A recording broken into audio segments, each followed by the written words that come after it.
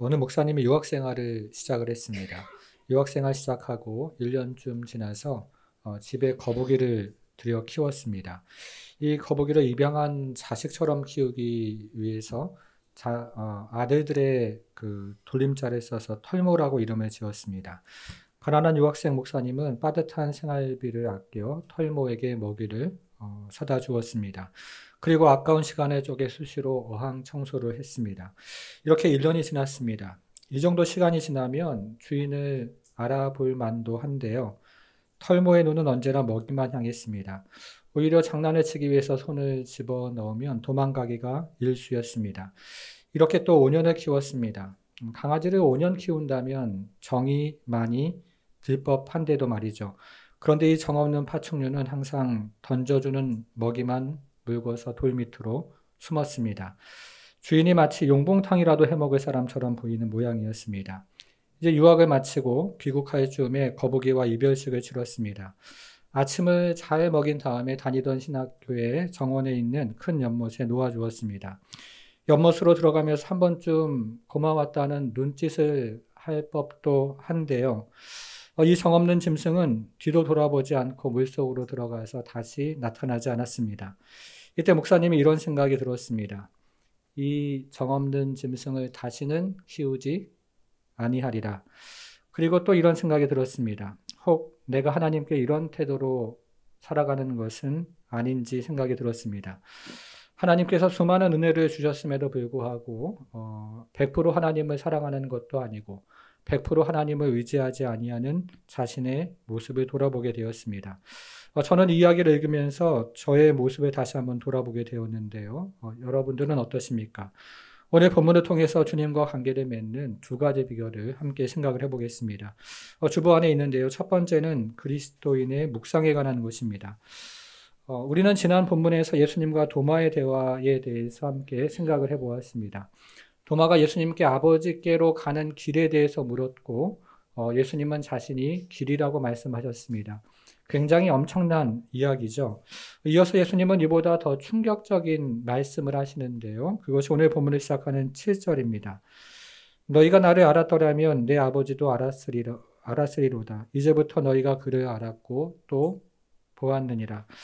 예수님은 제자들에게 아버지에 대한 말씀으로 오늘 본문을 시작을 하십니다. 그런데 예수님께서 제자들에게 아버지에 대한 말씀을 하시면서 아버지에 대한 두 가지 중요한 단어를 사용하시는데요.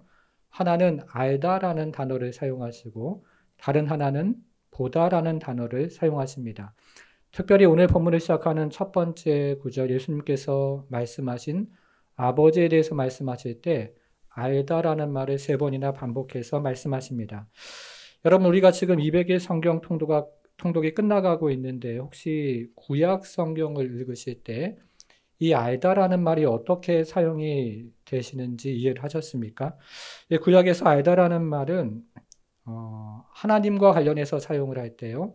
이 하나님을 목적어나 주어로 사용하는 경우가 있는데 이런 경우에는 언약용어로 사용되어지는 경우가 종종 있습니다. 예를 들면 하나님을 알지어다 이런 식으로 사용을 했던 것이죠. 그런데 이때 시제가 매우 특별합니다. 구약 성경에서 하나님을 알지어다 라고 이야기를 할 때 이 하나님을 알지어다 라는 말을 할 때요. 현재 시제로 사용하지 않고 언제나 미래 시제로 사용을 했습니다. 예를 들어서요. 시편 46편 10절에서 너희는 가만히 있어 내가 하나님 됨을 알지어다 이렇게 되어 있는데요. 하나님 됨을 알고 있다는 현재 시제를 사용하지 않고 하나님 됨을 알게 될 것이다 라는 미래 시제를 사용한다는 것입니다. 구약의 선지자들과 지혜자들은 미래의 어느 시점에서 하나님을 아는 날이 올 것이라고 이야기를 했던 것입니다. 여러분 그런데 예수님의 오심으로 이 말이 어떻게 변화가 되고 있을까요? 우리 화면을 가지고 한번 확인을 해보겠습니다. 요한복음 3장인데요. 11절에 보면 진실로 진실로 내게 이르노니 우리가 그 다음 뭐라고 되어 있죠? 아는 것을 현재 시제로 변한 거죠. 4장 22절 우리는 아는 것을 현재 시제로 변한 것입니다. 17장 3절은 같이 한번 좀 읽어보겠습니다. 시작.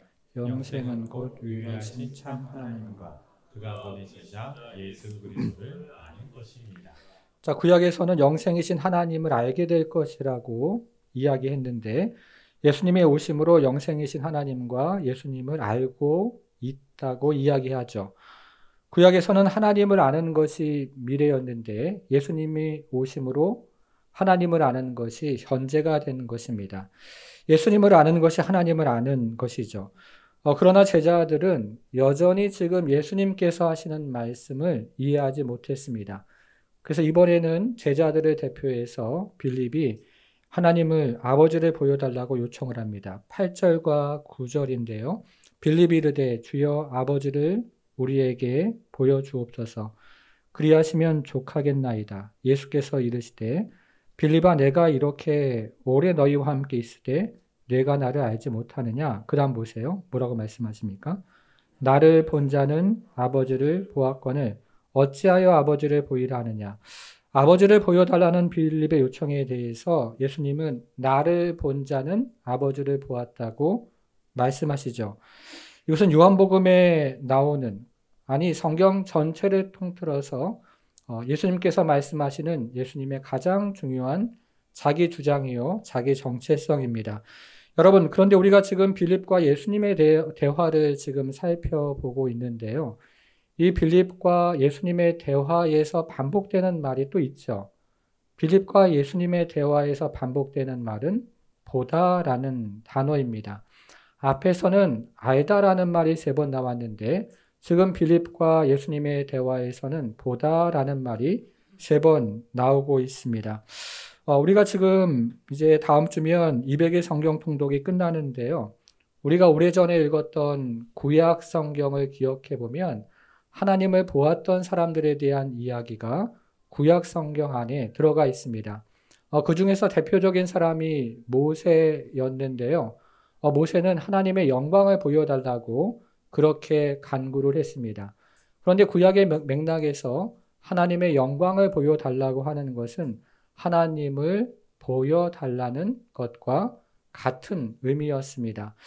여러분, 이때 하나님께서 어떻게 응답을 하십니까? 이 같은 모세의 기도에 대해서 하나님은 나를 본 자는 살 자가 없다고 말씀을 하시죠.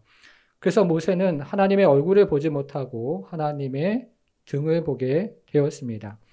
모세 이후로 모든 사람들도 하나님의 얼굴을 본 자가 아무도 없었던 것이죠. 그런데 시간이 흘러서요, 이 하나님을 보는 것과 관련해서 굉장히 중요한 예언을 했던 선지자가 있었는데 그 선지자가 바로 이사야 선지자였습니다. 이사야 선지자는 40장 5절에서 이렇게 예언을 했는데요. 여호와의 영광이 나타나고 모든 육체가 그것을 함께 보리라, 이렇게 예언을 했습니다. 여호와를 직접 두 눈으로 보는 미래의 어느 시점이 있을 것이라고 예언했던 것입니다. 여러분, 그러면 이 이사야의 예언이 언제 성취가 될까요? 예수님에게서 성취가 되죠. 오늘 본문을 보니까 빌립이 아버지를 보여달라고 이야기를 할 때 예수님께서 나를 본 자는 아버지를 본 것이다, 이렇게 말씀을 하십니다. 구약의 선지자나 지혜자들처럼 미래의 어느 시점에 아버지를 볼 것이다, 이렇게 이야기하는 것이 아니라 지금 나를 본 자는 아버지를 보는 것이다, 이렇게 말씀을 하셨던 것입니다. 예수님을 아는 자는 아버지를 아는 것이고 예수님을 보는 자는 아버지를 보는 것입니다. 굉장히 충격적인 말씀이죠. 여러분, 예수님께서는 무엇을 근거로 이렇게 말씀을 하셨을까요? 우리 10절 상반절을 한번 보겠습니다. 10절 상반절. 내가 아버지 안에 거하고 아버지는 내 안에 계신 것을 내가 믿지 아니하느냐. 여러분 찾았습니까? 자, 여기서 놓쳐서는 안 되는 말이 있는데요. 여기서 우리가 눈여겨보아야 할 말은 안에라는 단어입니다. 안에. 여러분, 아버지 안에 누가 계세요? 예수님이 계시죠. 예수님 안에는 또 누가 계십니까? 아버지가 예수님 안에 계십니다. 이것을 신학자들은 상호내주라고 이렇게 이야기를 하는데요. 굉장히 신비롭습니다. 이것은 이해의 대상이 아니라 믿음의 대상이기 때문에 예수님은 제자들에게 너희가 이것을 믿느냐 이렇게 물으십니다. 여러분, 이 말씀을 하기 전에 그러므로 우리는 이렇게 말을 할 수가 있는데요. 아버지의 말이 아들의 말이고 아들의 말이 아버지의 말이 됩니다. 아버지의 일이 아들의 일이 되고 아들의 일이 아버지의 일이 되죠. 아버지의 생각이 아들의 생각이 되고 아들의 생각이 아버지의 생각이 되죠. 아들이 가지고 있는 모든 것을 아버지께서 가지고 계시고 아버지가 가지고 계신 모든 것을 아들이 가지고 있습니다. 그래서 예수님은 이렇게 말씀하실 수가 있습니다. 나를 보는 자는 누구를 본다고요? 아버지를 보았다라고 말씀하실 수가 있었던 것이죠. 여러분, 그러면 제자들은 이와 같은 사실을 언제 결정적으로 깨달을까요? 자, 오늘 본문을 시작하는 7절을 다시 한번 보겠습니다. 7절. 너희가 나를 알았더라면 내 아버지도 알았으리로다. 자, 지금 제자들이 제대로 알고 있다는 거예요? 모르고 있다는 거예요? 잘 모르고 있다는 거죠. 그런데 그 다음 한번 보세요. 그 다음 어떤 말로 시작을 합니까? 이제부터 너희가 그를 알았고 또 보았느니라. 자, 이제부터는 언제부터를 이야기하는 것일까요? 지금 이 시점을 이야기하는 것일까요? 지금 대화를 하고 있는데요. 대화하는 시점부터 너희가 그를 보았고 또 알 것이다. 이렇게 말씀하시는 것이겠습니까? 여기 나오는 이제부터라는 말을 이해하는 것이 굉장히 중요한데요. 이 말은 헬라말 아팔티라는 말을 번역하는 것입니다. 그런데 이 단어의 정확한 의미는요. 번역하기가 굉장히 모호합니다. 우리말은 이제부터라고 번역을 했지만 어떤 성경은 이후에 라고 번역을 한 성경도 있는 것처럼 이 단어는 번역하기가 굉장히 모호합니다. 정확하게 번역을 하면 이런 말인데요. 아팔티라는 헬라 말은 결정적인 시점이라는 뜻을 가지고 있습니다. 이 결정적인 시점을 우리말 성경은 이제부터라고 번역하는 것이고 어떤 영어 성경은 이후에라고 번역을 한 것입니다. 여러분, 그러면 예수님의 삶에 있어서요. 예수님의 삶에 있어서 가장 결정적인 시점은 언제일까요? 십자가 사건이 예수님의 삶에 있어서 가장 결정적인 시점입니다. 그러면 7절은 이렇게 이해가 되는 것이죠. 제가 7절을 다시 한번 좀 읽어보겠습니다. 너희가 나를 알았더라면 내 아버지도 알았으리로다. 아직 모르고 있다는 뜻이죠. 그러나 이제부터 결정적인 사건인 십자가 사건을 통해서 너희가 아버지를 알았고 또 보았느니라 이렇게 말씀을 하고 계십니다. 여러분, 그러면 예수님의 십자가는 아버지에 대해서 무엇을 우리에게 계시해 줍니까? 사도 요한이 지금 요한일서 4장 8절은 이것을 이렇게 이야기합니다. 하나님은 사랑이시라. 이렇게 이야기를 하죠. 예수님의 십자가가 우리에게 하나님에 대해서 계시해 주는 것은 하나님이 사랑이심을 계시해 주는 것이죠. 그런데 이것은 하나님의 여러 성품 중에 하나가 사랑이라는 말이 아닙니다. 그리고 하나님의 여러 활동 중에 하나가 사랑이라는 그런 의미도 아닙니다. 이것은 오히려 말 그대로 하나님이 사랑이라는 말이죠. 하나님은 처음부터 마지막까지 사랑으로 존재하신다는 뜻입니다. 그리고 하나님의 모든 활동이 사랑이라는 뜻이죠. 여러분, 그러면 우리가 경험하는 복은 어떻게 이해가 됩니까? 하나님의 사랑 안에서 이루어지는 하나님의 사랑의 행위로 이해할 수가 있습니다. 여러분, 그렇다면 우리가 경험하는 고난은 어떻게 이해가 될까요? 이 역시 하나님의 사랑 안에서 벌어지는 하나님의 사랑의 행위로 이해하셔야 하는 거죠.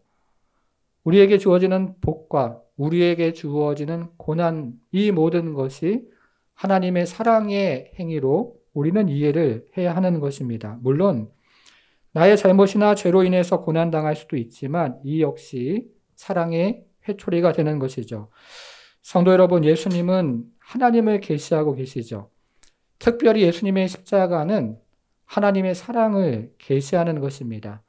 예수께서 우리를 사랑하시되 끝까지 사랑하시는 것은 전능하신 아버지 하나님께서 우리를 사랑하시되 끝까지 사랑하시는 것을 보여주고 있는 것입니다.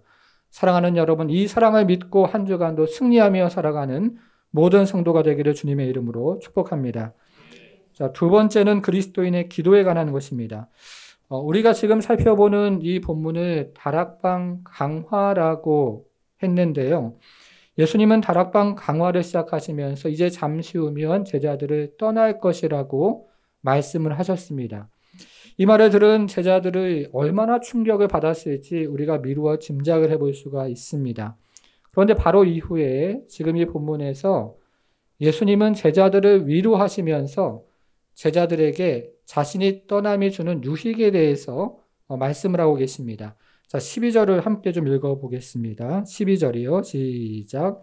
내가 진실로 진실로 너희에게 이르노니 나를 믿는 자는 내가 하는 일을 그도 할 것이요 또한 그보다 큰 일도 하리니 이는 내가 아버지께로 가나이다.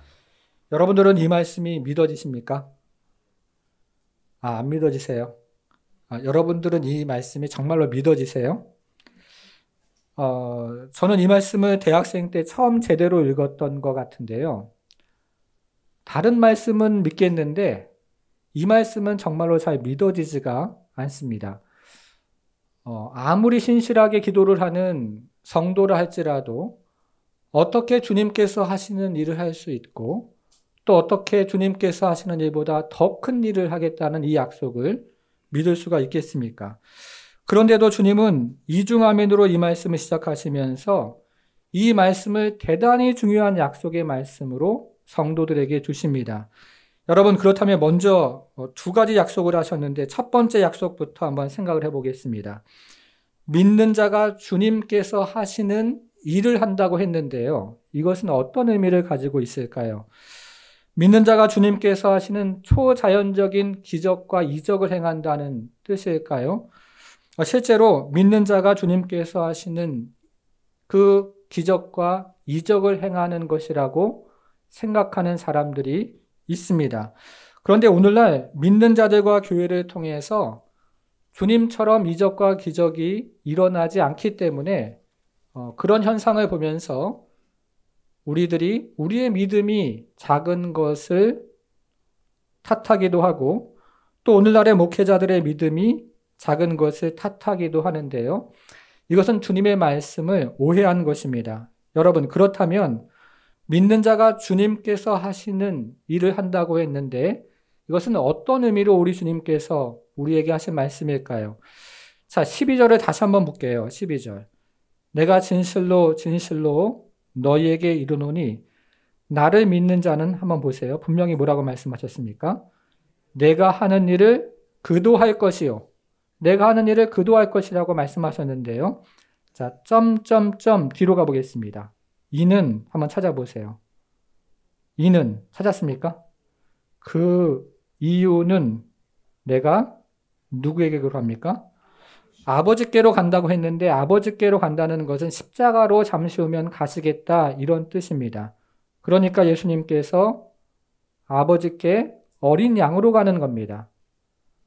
구세주로 가는 것이죠. 아버지께로 간다는 것은 사람들을 구원하시기 위해서 가시는 것입니다. 이것이 바로 주님께서 하시는 일의 본질이 되는 것이죠. 그래서 믿는 자가 주님께서 하시는 일을 한다는 말은 복음을 전해서 생명을 구원한다는 뜻입니다. 이적과 기적을 주님처럼 행한다는 말이 아니고 복음을 전해서 생명을 얻는다는 뜻입니다. 여러분 이해하셨습니까? 이해하셨나요? 네, 이해하시면 좋겠는데. 네, 이해하셨죠? 네, 그렇다면 두 번째 약속을 한번 생각해 보겠습니다. 자, 주님께서 하시는 일보다 더 큰 일을 하신다고 약속하셨는데요. 자, 그러면 이번에 주님께서 하셨던 두 번째 약속, 주님께서 하시는 일보다 더 큰 일을 하는 것은 무엇일까요? 우리가 예수님의 사역을 생각해 보면 예수님의 사역은 이 팔레스틴을 벗어나지 못했습니다. 그러나 오순절 성령 강림을 체험한 제자들은 한 세대 만에 복음을 온 지중해 곳곳에 전하기 시작했습니다. 그리고 지금 믿는 자들과 교회를 통해서 전 세계적인 추수가 일어나고 있죠. 선교 신학자들은 오늘날의 시대를 클로즈드 미션이라는 단어로 설명을 하기 시작했습니다. 1980년대 이전에는 추수 지역과 비추수 지역이 확연하게 구분이 되었는데 그 이후에 이 구분이 사라지면서 전 세계적인 추수가 일어나고 있다는 것입니다. 주님의 약속대로 믿는 자들과 교회를 통해서 주님께서 하셨던 일보다 더 큰 일이 일어나고 있고 또 실제로 그런 일이 성취되고 있는 것이죠. 여러분, 우리 교회는 어떨까요? 우리는 한 주 전에 인도네시아 메단을 잘 다녀왔습니다. 인도네시아의 종족이 몇 개 종족이 있냐면요. 무려 750개 종족이 있는데요. 우리가 방문했던 이 메단 교회들의 종족은 빠딱족이라는 종족입니다. 이 사람들은 인도네시아에서 노래를 가장 잘하는 종족이었습니다. 그런데 우리가 섬기는 메단은 인도네시아에서 네 번째 큰 도시인데요. 이 도시 안에 전국 각지에서 모여든 사람들이 살고 있습니다. 마켓을 가서 고개를 한번 휙 둘러보면 다른 종족이 함께 모여 산다는 것을 어렵지 않게 확인할 수 있는 그런 도시입니다. 여러분, 만일에 이들이 복음을 듣고 고향으로 돌아가서 복음을 전하고 또 그곳에 교회를 세운다면 어떻게 될까요? 이 도시, 한 도시를 섬기는 것은 단지 그 한 지역을 섬기는 것이 아니라 인도네시아 전체를 섬기는 일이 될 수 있다는 생각을 해봅니다. 우리 교회도 주님께서 하시는 일을 하는 것이고 어떤 면에서 주님께서 하시는 일보다 더 큰 일을 하고 있는 것이죠. 우리의 다음 세대도 마찬가지입니다. 제가 오래전에요, 우연히 신문을 읽다가요, 싱가포르의 난양대학교에 대한 기사를 읽은 적이 있습니다. 처음에는 이 난양대학교의 건물 모양이 둥글둥글해가지고 그것이 신기해서 보았는데요. 그 다음에 계속 읽다 보니까 이 난양대학교가 4차 산업혁명의 선두주자라는 글귀가 눈에 들어왔습니다. 그때만 해도 저는 이 4차 산업혁명이 뭔지를 잘 몰라서 여름 휴가를 이용해서 그 경제학을 가리키거나 4차 산업혁명을 가리키는 제자들을 찾아가서 귀동냥을 했습니다. 그리고 그 해에 겨울 교육자 수양회를 이용해서 남서울대학교를 찾아가서 4차 산업혁명 강의를 들었고 삼성전자를 방문을 하면서 조금씩 이제 익히게 되었습니다. 그러면서 이것이 참 중요한 흐름이다 하는 생각이 들어서 이제 싱가포르에 있는 교회들을 수소문해서 싱가포르의 나눔과 섬김의 교회를 출석하고 있는 난양대학교 교수 정연보 교수와 이제 찾아서 연결을 하게 되었습니다. 그런 다음에 싱가포르에 있는 또 국제 선교 단체를 수소문해 가지고요. 그 안에 있는 OMF 국제 선교 단체와 인터서브 선교회를 연결을 하게 되었습니다. 그런 다음에 답사를 가서 난양대학교에서 정연보 교수를 만나고 또 국제 선교 단체에 있는 선교사님들을 만나면서 소망이 이제 확신으로 변하게 된 것이죠.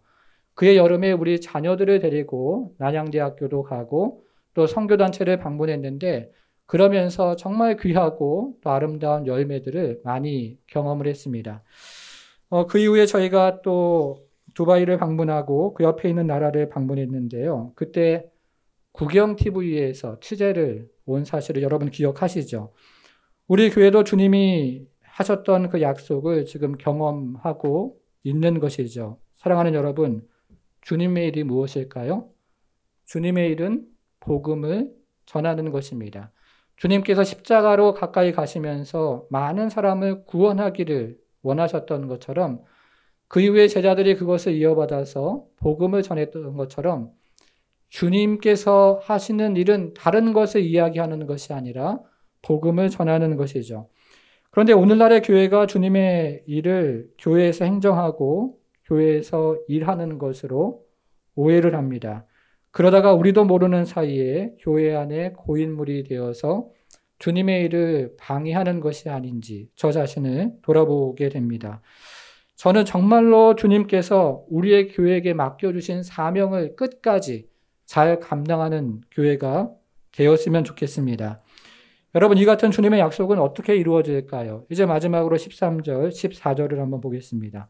같이 한번 좀 읽어볼게요. 두 절 읽습니다. 시작. 너희가 내 이름으로 무엇을 구하든지 내가 행하리니 이는 아버지로 하여금 아들로 말미암아 영광을 받으시게 하려 합니다. 내 이름으로 무엇이든지 내게 구하면 내가 행하리라.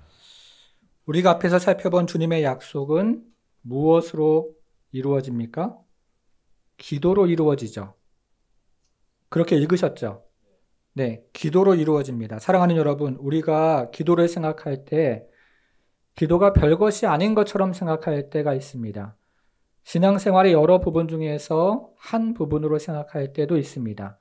근데 우리 주님께서 지금 기도에 대해서 어떻게 말씀하시냐면 마치 우리 인생의 전부요, 신앙생활의 전부인 것처럼 우리 주님께서 말씀하고 계시죠. 자, 13절을 다시 한번 볼게요. 13절.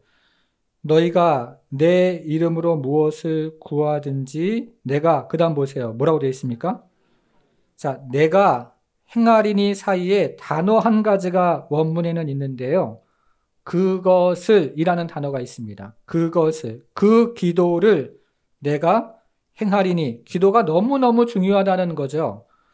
자, 14절도 한번 보겠습니다.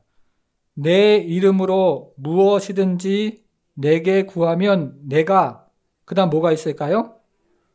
그것을 행하리라. 기도를 행하리라. 다시 한번 기도가 너무너무 중요하다고 우리 주님 강조를 하십니다. 여러분, 그런데 이 말씀 다시 한번 생각해 보셔요. 우리가 정말 무엇이든지 구하면 우리 주님께서 응답을 하시던가요? 그러십니까? 오래전에 부흥회 강사로 노진준 목사님이 오셨는데요. 이분은 어려서부터 소아마비를 앓고 계셨던 분이었습니다. 이분이 오랫동안 그 기도를 했는데도 병 낫기를 위해서 기도했지만 그렇지가 않았던 것이죠. 이분은 다른 방식으로 응답을 받았는데 내 은혜가 내게 족하다 하는 식으로 응답을 받으셨습니다. 여러분, 지금 예수님께서 무엇이든지 구하면 응답하겠다 말씀하셨는데 그 앞에 있는 말이 대단히 중요하다는 거예요. 그 앞에 어떤 말이 있습니까? 내 이름으로 무엇이든지 구하면 응답하신다는 말씀이죠. 예수님의 인격과 그리고 성품에 맞게 기도할 때 기적적인 일이 우리 가운데 일어난다는 것입니다. 제임스 보이스 목사님의 한 예화, 이런 예화가 있습니다. 뉴저지에 콜로니 오브 멀시라는 알코올 중독자 치료센터가 생겼습니다. 이 기관에 창설자가 있었는데요. 이 창설자의 이름이 윌리엄 로우라는 사람인데요. 윌리엄 로우는 지역사회에서 굉장히 존경받는 그런 인물이었습니다. 그런데 어느 날 이 센터에서 있었던 한 사람이 술 생각이 나서 센터에서 도망을 쳐서 옆 동네에 있는 술집을 찾아갔습니다. 그런데 가만히 보니까 주머니에 돈이 없어서 종업원에게 이렇게 이야기를 했습니다. 로우의 이름으로 달아놓을 테니 술 한 잔 주시오. 나중에 그가 그 돈을 지불하겠다고 했습니다. 이렇게 뻥을 친 거죠. 로우를 잘 알고 있었던 종업원이 이렇게 말을 했습니다. 당신은 거짓말장이죠. 로우가 절대로 당신을 여기에 보냈을 리가 없습니다. 그러니 술을 줄 수가 없습니다. 이렇게 잘라 말했습니다. 예수님의 이름으로 구하는 것은 예수님의 인격과 성품에 맞게 기도하는 것을 뜻합니다. 주문처럼, 마술 주문처럼 구하는 것을 의미하는 것이 아니죠. 그러나 예수님의 성품과 그리고 인격에 맞게 기도를 하면 기적적인 응답이 우리 가운데 있다는 뜻입니다. 사랑하는 여러분, 하나님이 우리의 기도를 들으시는 것을 믿으십니까? 우리의 기도에 응답하시는 것을 정말로 믿으셔요? 여러분들은 그것을 어떻게 확신을 하십니까?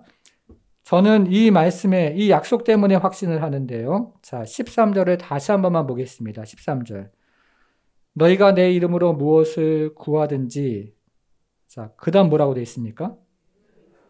누가 행하신다고요? 내가 누굽니까? 자, 거기 표시를 한번 해보겠습니다. 주님께서 행하시는 거죠. 우리가 행하는 것이 아니라 주님께서 행하시는 거죠. 자, 14절도 한번 보겠습니다. 내 이름으로 무엇이든지 내게 구하면, 자, 그 다음 또 뭐라고 되어 있죠? 누가 행한다고요? 주님께서 행하십니다. 나의 기도가 응답되는 이유는 나의 기도에 능력이 있기 때문이 아니라 우리 주님께서 행하시기 때문에 그런 것이죠. 나의 기도가 응답이 되는 이유는 나의 기도에 어떤 영역이 있거나 신통력이 있어서 응답이 되는 것이 아니라 우리 주님께서 행하시기 때문에 우리의 기도가 응답되는 것을 우리는 믿는 것입니다. 여러분, 지금도 주님께서 이런 응답을 주실까요? 지금도 주시죠. 여러분, 성경을 뒤로 넘겨서 사도행전 1장으로 한번 가보겠습니다. 사도행전 1장 1절과 2절을 한번 보겠습니다. 자, 몇 장 넘기면 나오는데요. 자, 1절. 데오빌로여, 내가 먼저 쓴 글이 어느 글일까요? 자, 1절. 데오빌로여, 내가 먼저 쓴 글이 누가복음이죠. 물은 예수께서 행하시며 가르치시기를 시작하신부터 그가 택하신 사도들에게 성령으로 명하시고 승천하신 날까지의 일을 기록하였노라. 자, 이것은 누가복음을 단 2절로 정리한 것인데요. 누가복음을 2절로 정리한 것은 예수께서 행하시고 가르치시기를 시작하신부터 승천하시기까지의 이야기를 기록한 것이 바로 누가복음입니다. 여러분, 그런데 우리가 읽은 이 구절은 예수님께서 공생애 동안에만 사역을 하시고 승천하신 다음에 그의 사역을 중단하셨다는 이야기가 아니죠. 누가복음에 기록한 다음에 거기서 끝나지 않고 사도행전을 기록한 이유는 주님께서 지금도 신자들과 그리고 교회들을 통해서 여전히 사역하시고 일하고 계신다는 것을 알려주기 위해서 사도행전을 기록한 것입니다. 여러분, 성경을 다시 한번 뒤로 넘겨서 사도행전 9장을 가보겠습니다. 사도행전 9장 34절로 가보겠습니다. 9장 34절. 자, 찾으셨습니까? 네. 베드로가 이르되, 자, 그 다음 누가 나와요? 애니야야. 자, 애니야 그 앞절에 보니까 8년 동안 중풍병으로 누워있는 사람입니다. 베드로가 이르되 애니야야. 그 다음 말이 굉장히 중요한데요. 누가 너를 낫게 하신다고요? 네, 거기 줄을 한번 쳐보겠습니다. 예수 그리스도께서 너를 낫게 하시니. 베드로의 이름이 낫게 하는 것도 아니고 사도들의 능력이 낫게 하는 것도 아니고 예수 그리스도께서 여전히 승천하신 이후에도 믿는 신자들과 교회를 통해서 역사하셔서 기적을 일으키시고 복음을 전하고 계신다고 선포하고 있는 것입니다. 실제로 이렇게 이야기할 때 어떤 일이 일어나고 있습니까? 예수 그리스도께서 너를 낫게 하시니 일어나 내 자리를 정돈하라 한데 곧 일어났습니다. 사랑하는 여러분, 누가 하셨습니까? 예수 그리스도께서 하신 일이죠. 베드로가 자신의 이름으로 한 것도 아니고 사도들의 능력으로 한 것이 아니라 그리스도께서 지금도 그를 믿는 자들과 교회를 통해서 복음을 전하고 계시고 기적을 일으키고 계신다는 것입니다. 여러분, 그래서 초대교회가 가장 힘쓴 것이 바로 기도였죠. 사도행전 1장 14절에 보면 120명의 문도들이 다락방에 모여서 기도에 힘썼다 이렇게 표현하지 않고 오로지 기도에 힘썼다 이렇게 이야기하고 있는데요. 전심전력을 다해서 기도를 했다고 이야기를 하고 있습니다. 이 기도를 할 때 죽을 힘을 다해서 기도를 할 때 우리 주님께서 행하시는 그 능력과 기사와 역사와 복음이 전도되는 일을 경험했던 것입니다. 여러분, 그럼에도 우리 안에 의심이 있죠. 오랫동안 가족을 위해서 기도했는데 여전히 믿지 않는 가족을 보면서 우리 안에는 여전히 의심이 있습니다. 이런 의심에 대해서 청교도 목사인 토마스 구디는 기도의 응답이라는 책에서 이렇게 말을 했습니다. 여러분의 생애 동안에 응답되지 않은 기도가 있을 수 있습니다. 그러나 여러분들이 하는 모든 기도는 사라지지 않고 결국에는 응답될 것입니다. 왜냐하면 하나님은 영원하신 하나님이시기에 우리의 기도가 그분 안에서 영원토록 받아들여져서 그 이후 시대라도 반드시 응답되는 것입니다. 스데반의 기도가 스데반이 죽은 후에 바울에게서 이루어지고 왕과 위정자들을 위한 초대교회의 기도가 300년 후에 콘스탄틴 시대에 성취되었던 것처럼 말입니다. 이렇게 이야기를 해요. 영원하신 하나님이 우리의 기도를 영원토록 기억하셔서 그 이후의 시대라도 응답을 하신다는 것이죠. 사역자들도 마찬가지입니다. 김준정 목사님은 예수 믿고 2년 후에 어머니에게 복음을 전해서 어머니가 영접을 했습니다.